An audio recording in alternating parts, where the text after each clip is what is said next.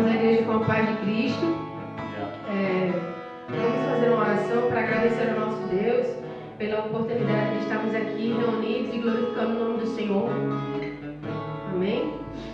Pai Santo, poderoso e misericordioso, Senhor, muito obrigado, Senhor, pela Tua graça, Senhor. Pois foi pela Tua graça que nós somos salvos, Senhor. E cremos, Senhor, que o Teu sangue precioso, Jesus, foi para nos salvar, para nos redimir dos nossos pecados, Senhor. Foi pago com um alto preço o Teu sangue, Senhor.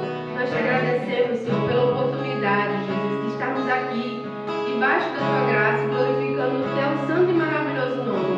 Fazemos tudo, Senhor, para a honra e glória do Teu nome, hoje e sempre, em nome de Jesus. Amém.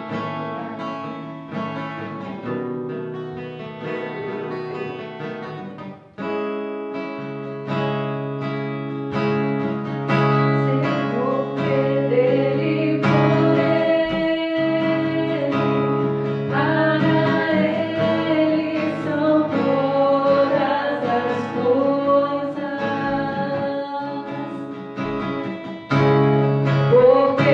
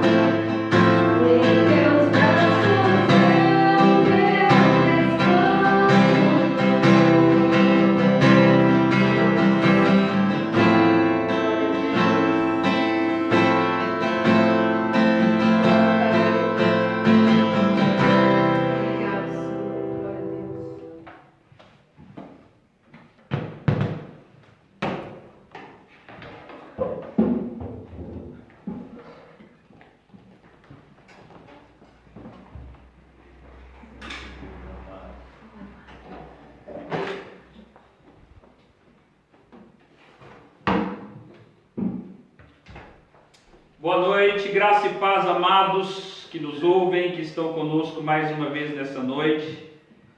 Nós queremos novamente meditar e orar. Deus está fazendo uma grande obra no Brasil, Deus está fazendo uma grande obra aqui em Portugal. Nós temos visto o poder de Deus, a glória de Deus, e viveremos um tempo de grande bênção para todos nós e para as nações da terra. Hoje eu gostaria de trazer para você mais uma vez a meditação no livro de Joel, a partir do capítulo 1, e nós vamos ler aqui o versículo 4 do livro do profeta Joel. A Bíblia diz assim: o que deixou o gafanhoto cortador comeu o gafanhoto migrador, e o que deixou o migrador comeu o gafanhoto devorador, o que deixou o devorador comeu o gafanhoto destruidor. Primeira coisa que eu quero destacar do livro de Joel é exatamente que os grandes avivamentos que aconteceram e que acontecem sobre a face da terra são precedidos por grande crise, por um tempo de crise no mundo. Você pode perceber que todas as vezes que houve grandes avivamentos na história da humanidade, em países diferentes como os Estados Unidos, o grande avivamento da Rua Azusa, como na Inglaterra, um grande avivamento que aconteceu lá também com os reformadores, eram exatamente em momentos que precediam e que vivíamos crises econômicas mundiais fortíssimas.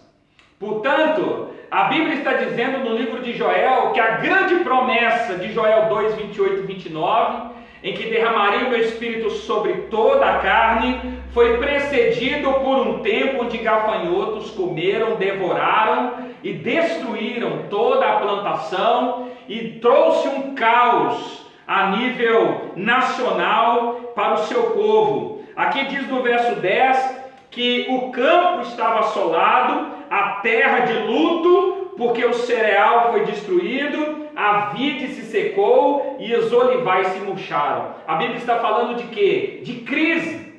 Portanto, no tempo em que vivemos, nós podemos esperar com certeza uma grande ação de Deus, um grande derramar do Espírito Santo, que virá sobre nós após esta grande crise global e mundial que nós estamos vivendo. Se não me engano, hoje pela manhã eu vi uma notícia que só nos Estados Unidos, de um dia para o outro, durante essa semana, mais de 10 milhões de pessoas já estão desempregadas.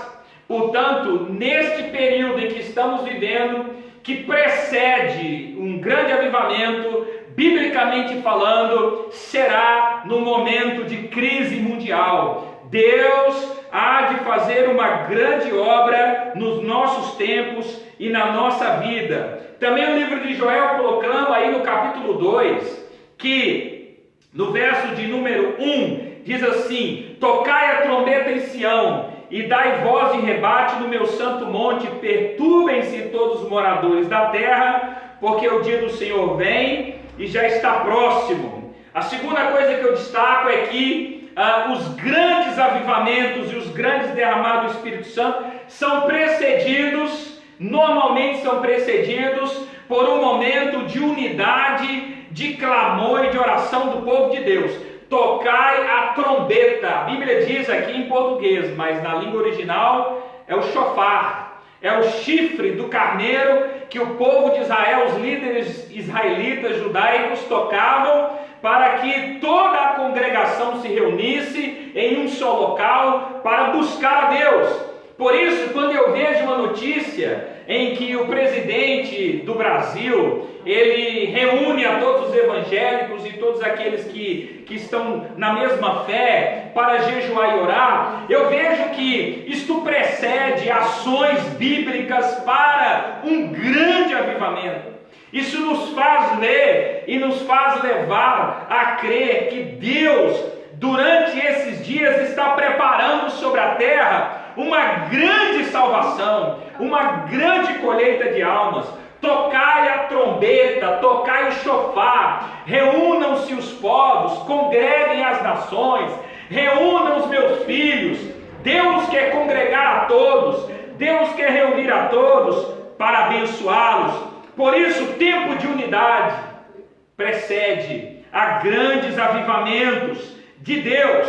Também diz no mesmo capítulo 2 do livro de Joel, no verso 12, que avivamentos são precedidos por conversão. No versículo 12 diz: ainda assim, agora mesmo, diz o Senhor, convertei-vos a mim de todo o vosso coração, e isto com jejuns, com choro e com pranto.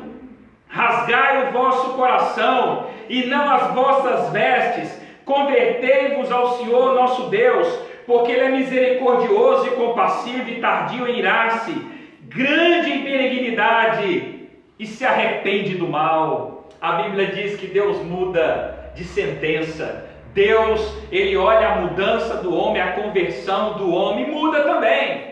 Deus muda no sentido de não mais punir o homem, não mais trazer julgamento sobre o homem, embora Deus é justo para salvar e Deus é justo para mandar ao inferno também, mas a Bíblia diz que esse mover de Deus para nossas vidas, ele acontecerá quando houver da nossa parte aqui exatamente uma mudança. Na teologia há dois termos, que eu gosto de falar sobre isso, mas é interessante que o sinergismo, ele prega exatamente que a ação tem que começar do homem, quer dizer, o homem tem que mudar para que Deus opere. E o monergismo prega o contrário, que nós não precisamos fazer nada, tudo vem da parte de Deus para nós. Se Deus quiser fazer um avivamento, Ele faz.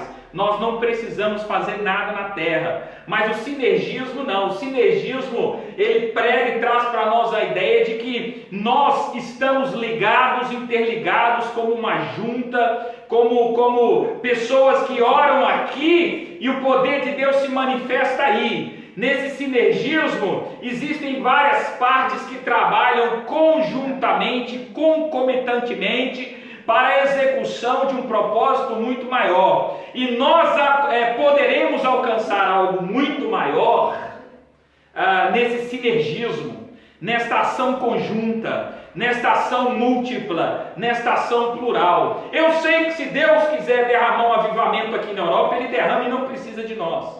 Eu sei disso, eu sei que Deus é soberano, e que se Deus quiser salvar as nações da terra, Ele não precisa de nós. Mas quando nós oramos, nos convertemos, e isto com jejuns, com choro e com pranto, e nós rasgamos não as vestes, mas rasgamos o coração, diz a palavra de Deus aqui, que Deus se arrepende de fazer o mal.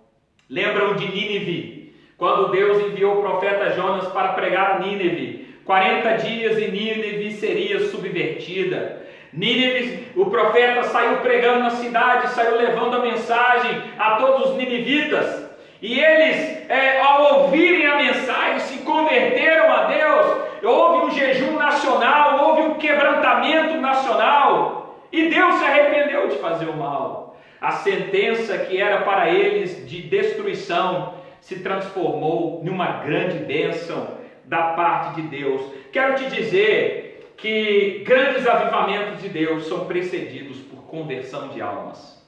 Nós precisamos rasgar o nosso coração. Nós precisamos quebrantar a nossa vida.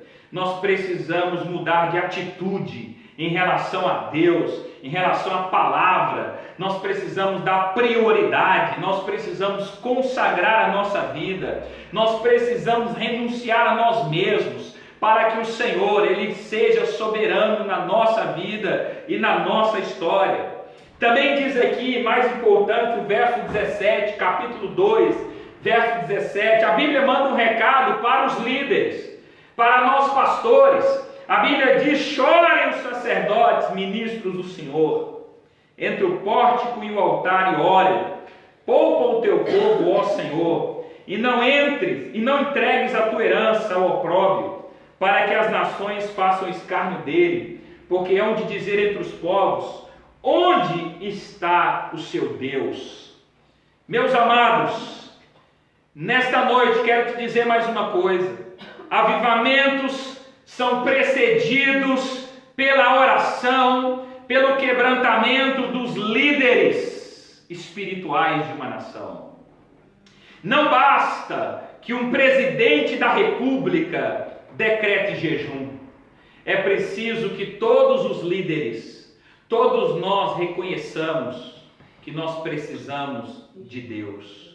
É necessário que chorem os sacerdotes, ministros do Senhor, entre o pórtico e o altar. Biblicamente dizendo, o lugar do sacerdote era no altar, mas ele não podia subir no altar.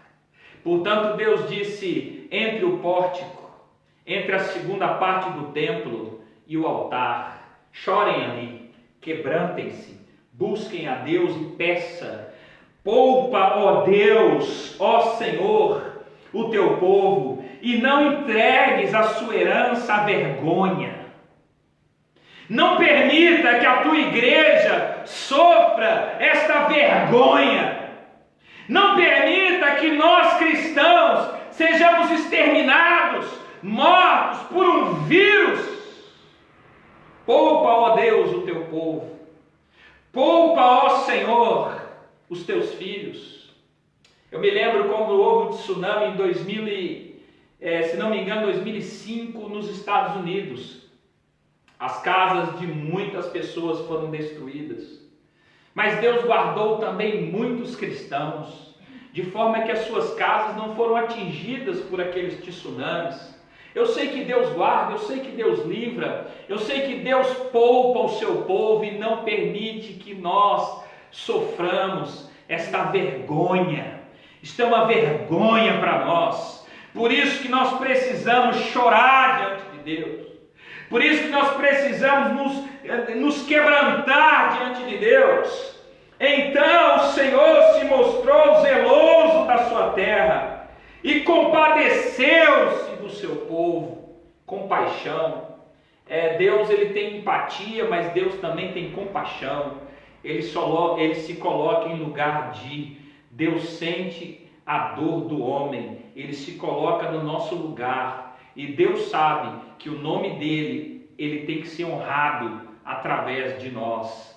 Especificamente aqui para nós, Peniel, esse é o nome de Deus que nós carregamos aqui, ó. Peniel é face a face, é olho a olho, cara a cara com Deus.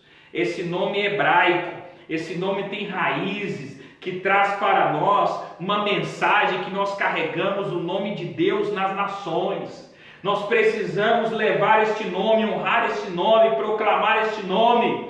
Por isso o nome de Deus que está ali, El é Deus e Peni é face, rosto de Deus. Que o Senhor poupe o seu povo, se compadeça de nós e não permita que nós vivamos a vergonha. O verso 19 diz: respondeu-lhe, portanto, Deus, após essas atitudes: eis que eu vos envio o cereal, o vinho e o óleo, e dele serei fartos, e vos não entregareis mais à vergonha entre as nações. São mais de 140 nações. E dói no nosso coração saber e ver que nós não podemos fazer nada. Mas nós podemos fazer. Nós não podemos porque nós não temos capacidade em nós mesmos de parar tudo isso. Nós não temos esse poder de parar tudo isso. Mas nós podemos fazer alguma coisa. Nós podemos clamar a Deus. Nós podemos orar, nós podemos jejuar, nós podemos rasgar o nosso coração. Aqui em Portugal especificamente já vamos para quase 2 meses. E até quando nós estaremos nessa condição? Até quando nós viveremos nesta condição? Eu creio que Deus está esperando uma atitude da nossa parte. E essas atitudes, elas precederão um grande avivamento de Deus sobre a face da terra. Precisamos voltar ao tempo como John Wesley viveu. Quando John Wesley pregava na Inglaterra, hoje a sua igreja virou um museu. Mas quando John Wesley pregava, Wycliffe pregava, Whitefield pregava, Diz que John Wesley entrava nas fábricas e as pessoas, elas se escondiam debaixo dos bancos. Elas paravam toda a produção por causa da unção de Deus na vida de John Wesley. E as pessoas ficavam admiradas, tamanha a presença de Deus na vida daquele homem. Se não falar de um dos homens mais inteligentes da América, que foi Jonathan Edwards. A Bíblia nos fala que esse homem, além de ter capacidade, inteligência e sabedoria, era um homem extremamente usado por Deus e pelo poder de Deus. O que não falar das multidões que Moody arrastou pela pregação do Evangelho. Moody, que era um homem negro, um homem rejeitado, um homem que foi humilhado, que não podia sentar numa classe, porque na sua escola os negros não se misturavam com os brancos, numa sociedade racista. Moody venceu aquele racismo, Moody venceu toda aquela situação, e foi dele a frase que diz que o mundo há de ver o que Deus há de fazer quando encontrar um homem cheio do Espírito Santo. O mundo há de ver o que vai acontecer quando Deus encontrar na terra um homem, uma mulher cheio do Espírito Santo. Essas ações, elas mudarão a nossa vida. E aqui diz também algo interessante. Deus está dizendo que o exército que vem do norte é aquele mesmo exército que estava no capítulo 1, no versículo 4, quando a Bíblia fala sobre o gafanhoto, que é cortador, migrador, ele é o devorador e ele é o destruidor. No capítulo 2, verso 20, ele é chamado de um grande exército de gafanhotos. A Bíblia está dizendo que alguém podia lidar com eles. Lembram-se da vitória de Josafá. A Bíblia diz que quando Josafá ouviu a notícia que um grande exército e uma grande multidão vinha contra ele, Josafá buscou a Deus. E Josafá disse: Senhor, eu não posso contra esta grande multidão que se levanta contra mim.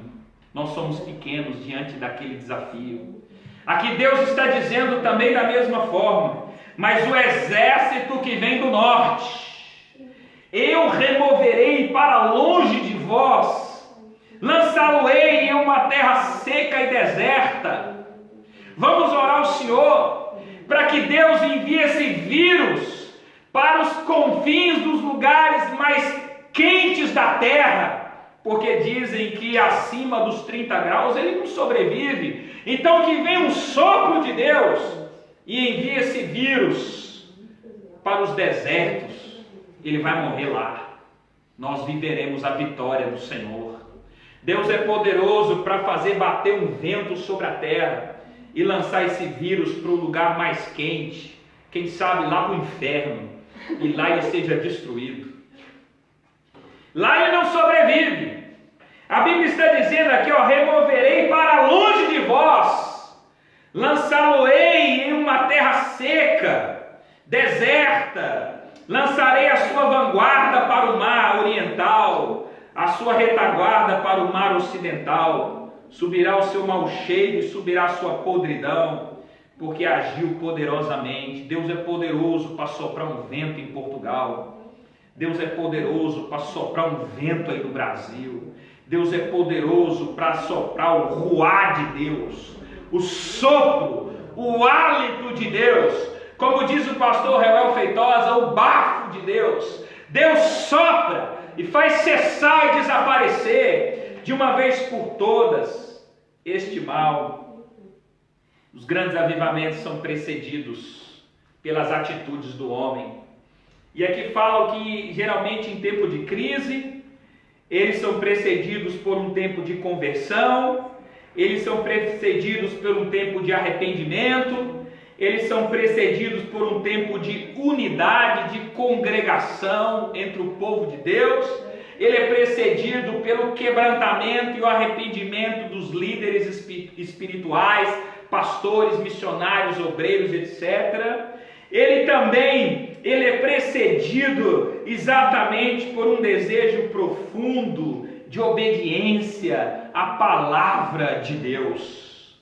Quando nós desejamos agora, venha o teu reino, seja feita a tua vontade, e como diz o Salmo 33, feliz é a nação cujo Deus é o Senhor. Então Deus vem e a sua glória vem.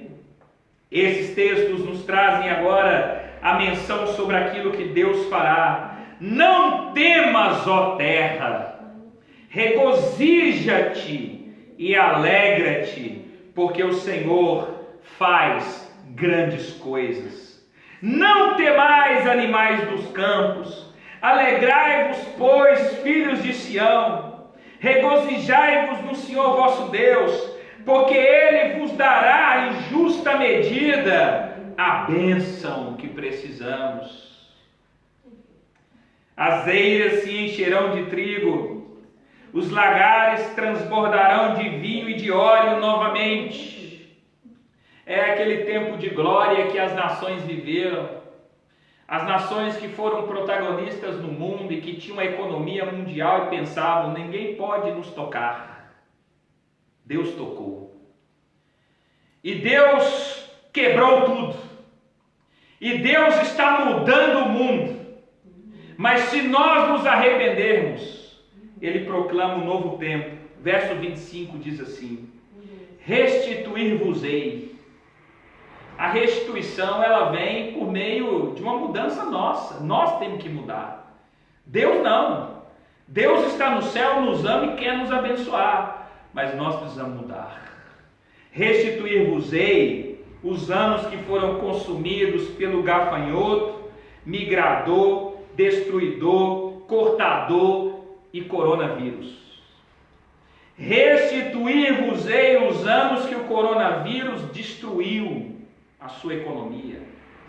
O tempo ou os meses que o Covid-19 ceifou vidas e destruiu coisas que hoje em dia serão difíceis de serem novamente reconquistadas. Mas se nós nos convertermos ao Senhor, Deus restitui. E aqui diz mais: comereis abundantemente, vos fartareis, e louvareis o nome do Senhor vosso Deus, que se ouve maravilhosamente convosco, e o meu povo jamais será envergonhado.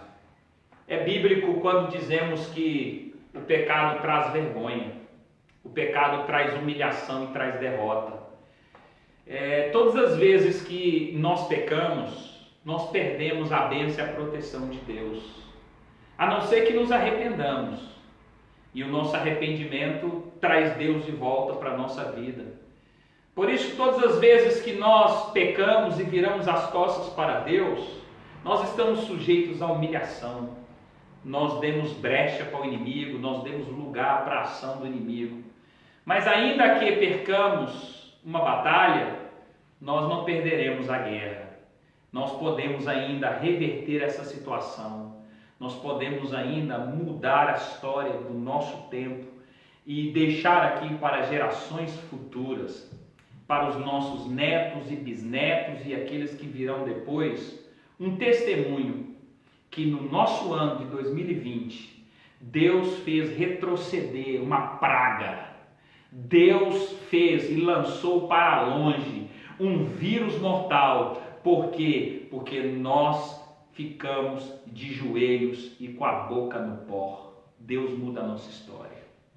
Será esse o tempo em que Deus quer fazer isso conosco? Não será esse o momento em que Deus quer que cada um de nós, cada cristão, cada pastor, cada líder, se arrependa, volte para Ele, se arrependa até mesmo de coisas que talvez nós não fizemos, mas intencionamos fazer. E de mensagens como a teologias falsas e mentirosas, e que não resultaram em vida, pelo contrário, trouxeram morte. Nós precisamos voltar ao Senhor e dobrar as nossas vidas diante dEle. Nós vamos nesta noite mais uma vez pedir a Deus que o povo dele jamais seja envergonhado. Que é tempo de nós precedermos com ações e atitudes nossas, movermos em oração, em busca, em clamor, para que Deus faça um grande avivamento sobre a face da terra. Vamos orar. Senhor nosso Deus, nós te agradecemos mais uma vez e nós oramos por todos aqueles que nos ouvem. Nós oramos pelos irmãos que estão aí, ó Deus, do outro lado, por aqueles que nos ouvirão amanhã. Nós clamamos, ó Deus, dá-nos o Teu Espírito Santo. Senhor, o Teu Espírito Santo enviado por Deus é Ele que convence o mundo, Senhor. Ele não convence só a igreja, mas Ele convence o mundo inteiro do pecado, do juízo e da justiça de Deus. E nós não podemos nos voltar para Deus pelas nossas próprias vontades. Por isso, Senhor, que o Teu Espírito Santo nos persuada, que o Teu Espírito Santo nos convença, que o Teu Espírito Santo quebre a nossa dureza, a nossa resistência e nos faça voltar a orar. Porque os anos que foram destruídos por esses gafanhotos no livro de Joel, eles na verdade, Senhor, foram enviados por Ti. Foi uma praga que veio do norte, mas que trouxe grande despertamento para o seu povo. E o fim da tribo de Judá foi exatamente um tempo de conversão e de mudança de vida.